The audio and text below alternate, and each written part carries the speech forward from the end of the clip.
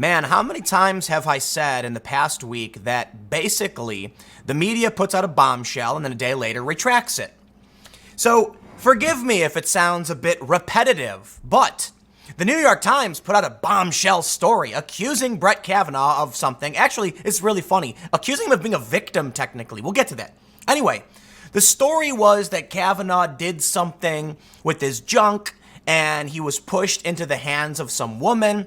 And I pointed out in my main channel video that Molly Hemingway apparently read the book and she said the alleged victim doesn't remember any of this, refused to go on record, be interviewed, and her friend said she doesn't remember anything anyway. There's no victim. It's a third-party story that's corroborated only because someone else said, yeah, I remember his story. It makes no sense. And here it comes. The New York Times adds correction. Fantastic. I don't get it. I can't remember who tweeted this, so forgive me for not crediting you, but they said, at what point does the New York Times stop being the paper of record because they can't get the record straight? They've deleted how many tweets in the past week? This is ridiculous. They put out this huge bombshell story, a number one U.S. trend. I believe it was trending worldwide. And then a day later, oopsie, we did an oopsie. Yeah, great, New York Times. Fantastic. But here we are. Once again, repeating the same old line. Now here's what I want to say. We'll read the story. But I want to make one thing perfectly clear. If this story is true, which it's not, obviously, there's no victim, but assuming the story was true, Brett Kavanaugh was the victim. You know why? He wasn't completely innocent. The story was that someone pushed him into the woman. So he didn't do it. Somebody pushed him. Somebody assaulted Brett. He did not assault the woman. Now, he may have exposed himself, assuming the story is true, so he's not completely innocent, but let's make one thing perfectly clear. There's no corroboration. There's no victim. Apparently the woman that the guy claimed was the victim says she didn't even remember what he's talking about, and her friend said the same thing. So no, there's no story here. But I was thinking about this the other day, and I'm like, if somebody pushed Brett, wouldn't that make him the victim of the assault? Granted, I mean, if he was really like pulling his pants down, whatever. So not completely. I'm not saying he would be solely a victim. I don't know. The point is somebody pushed him. That's stupid. Well, let's read the story. Before we get started, head over to timcast.com/donate if you would like to support my work. There are multiple ways you can support me. There's a PayPal option. However, the best thing you can do is share this video because YouTube and other platforms, they derank independent political commentary, mostly YouTube. But, you know, I'm competing against MSNBC, Fox News, CNN, and YouTube wants to make those channels work and mine not work. However, there's one thing they can't derank: your willingness to share, as long as I'm good at what I do. But if I'm terrible at this, then please stop watching, stop commenting, don't share my video, and go watch CNN, because I'm kidding. Let's read the news. The New York Times was forced to correct a smear article on Supreme Court Justice Brett Kavanaugh after it was revealed that they excluded exculpatory evidence from their report.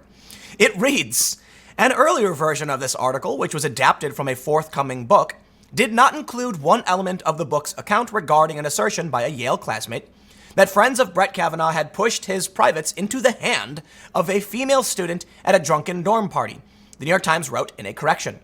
The book reports that the female student declined to be interviewed, and friends say that she does not recall the incident.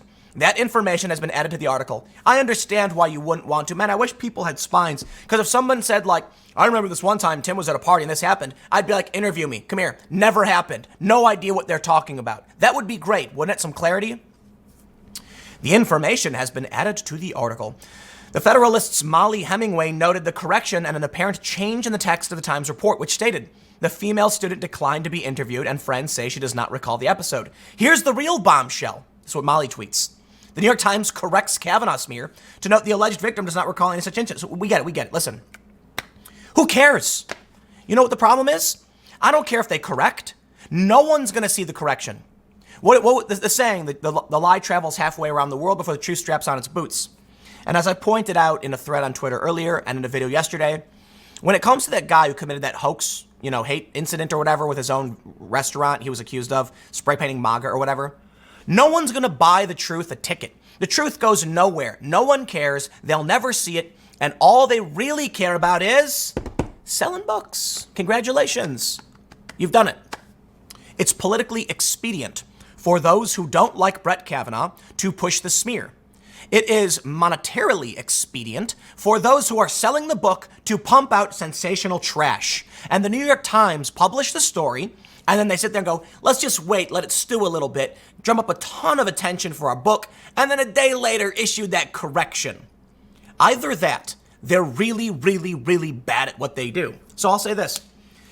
Going back to the other point, at what point does the New York Times stop being the paper of record? Well, it must have happened a long time ago. I mean, they were wrong about WMDs in Iraq, okay? Sorry, New York Times, you're not the paper of record anymore. Or I'll say this, if you are, and this is as good as the record can get, we are in serious trouble.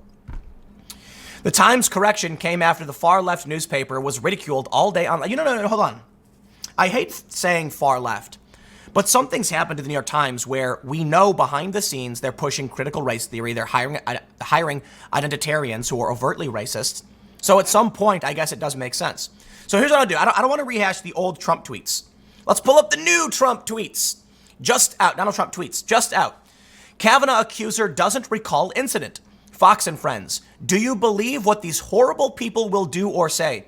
They are looking to destroy and influence his opinions, but played the game badly. They should be sued. You know what?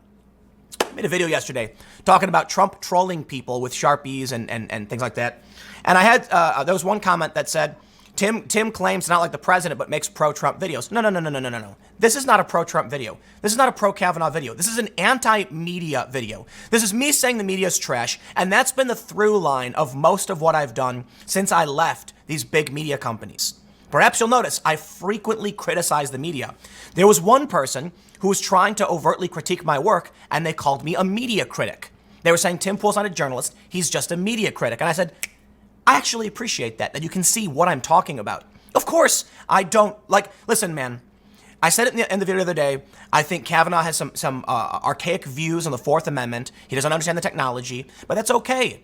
Okay? I disagree with him. I'm a sane, normal American. I understand how the process works, and we got to vote in 2020. Don't think we're going to win. That doesn't mean I'm supporting the president or like him. It doesn't mean this is a pro-Trump video. In fact, I'll put it better. There's a video called Stop Making Me Defend Donald Trump. Donald Trump said something in an interview about no preconditions he'll meet with Iran, and I watched it. And then later he tweeted, the fake news is claiming I said no conditions, and I'm confused. I'm like, I really don't know what else you meant by that, dude. And I've said this before. Of course, Donald Trump lies. Of course, he makes misstatements. Obama did the same thing. Bush did the same thing. Clinton did the same thing. Don't play that game with me. Simply because Trump tweets more doesn't mean he's lying. Well, technically, from a mathematical point of view, just because Trump tweets doesn't mean he's more or less honest than any of his predecessors. And the assumption that he may just be wrong.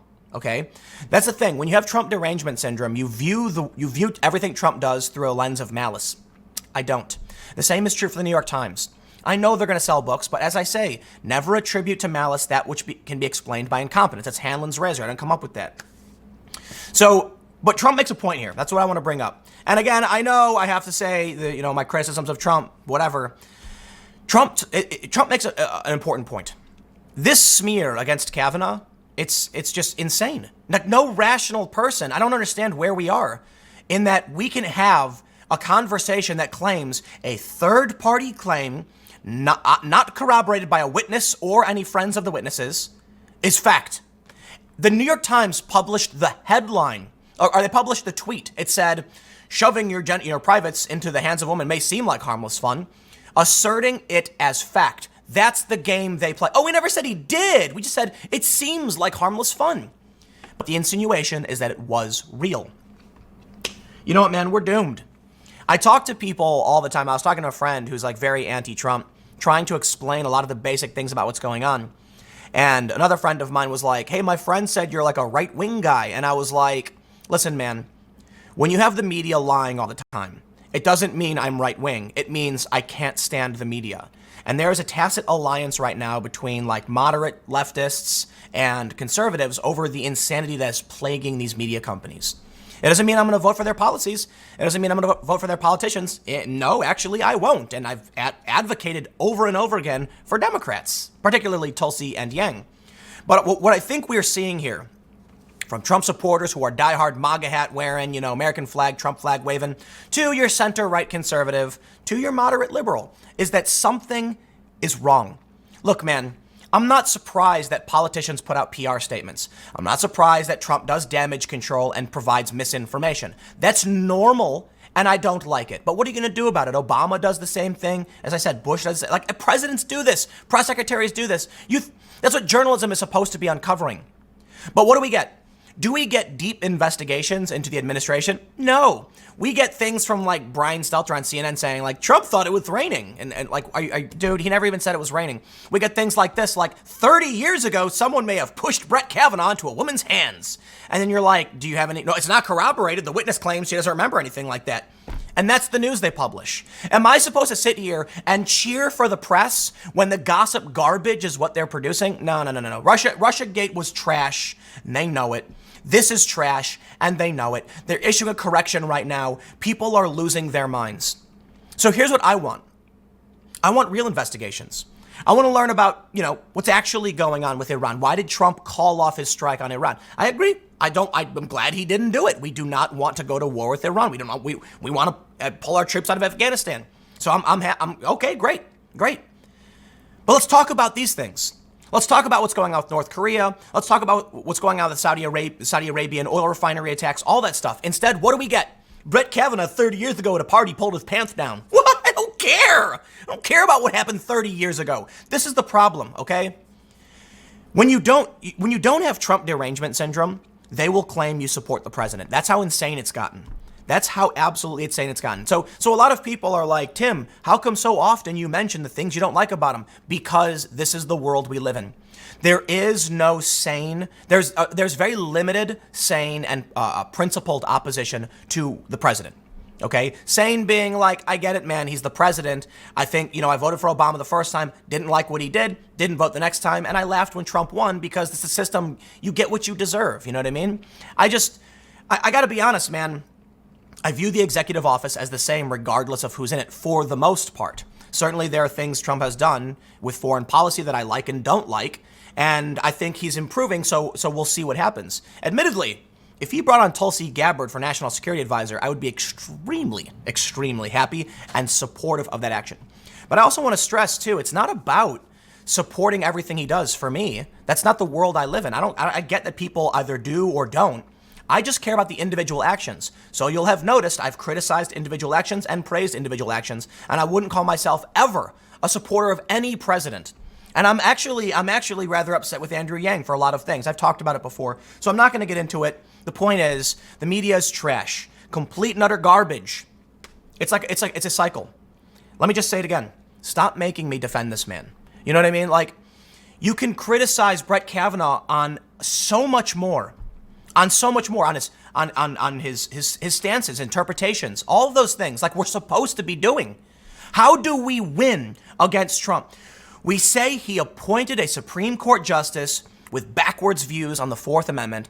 He doesn't understand the nature of technology and metadata. It's complicated. I really don't want to get into all of this because it is more complicated. But basically, tracking metadata, in my opinion, can give you everything about someone's life. And in my thought, the way I see it is that government shouldn't be allowed to be doing this.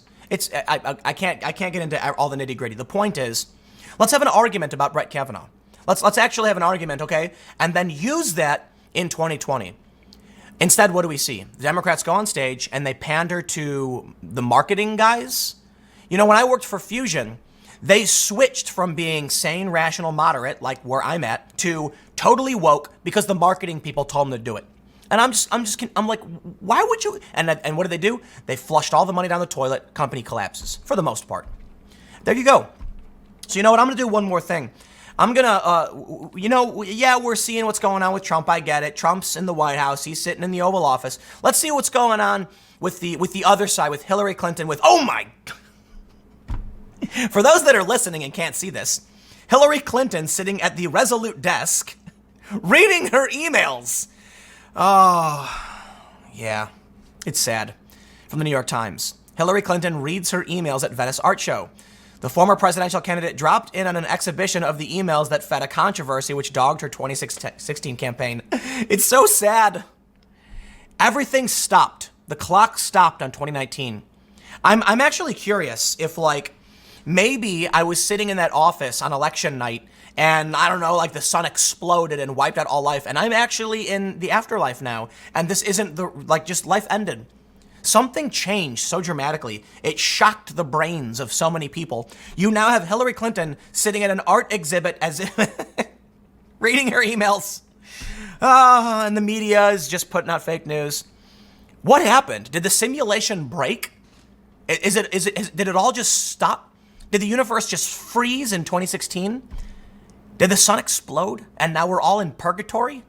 It's like it'll never change. No, there's a lot of changes. I get it. We'll see what happens, but you get the point. Whenever these stories come out, I try to avoid them because I know the next day it's going to be reported as fake news. It's going to be corrected, and there you go. So this story was so big, it was the #1 trend in the U.S. I was like, okay, let's do a story. We've got all these Democrats calling for impeachment of Brett Kavanaugh, and there it is.